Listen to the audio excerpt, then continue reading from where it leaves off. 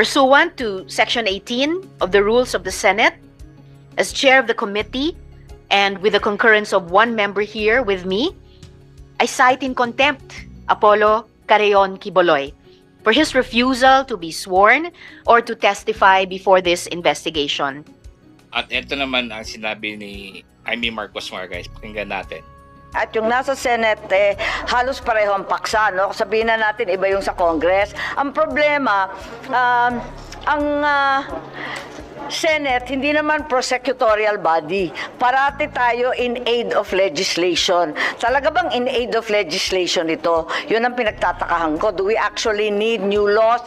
Is that really the intended goal? So, kahit ako'y membro at naninindigan sa Committee on Women, gusto ko pa rin na may due process sa bawat isa. Ma'am, pero di ba yung pagpapatawag kay Pastor Quiboloy, that's part of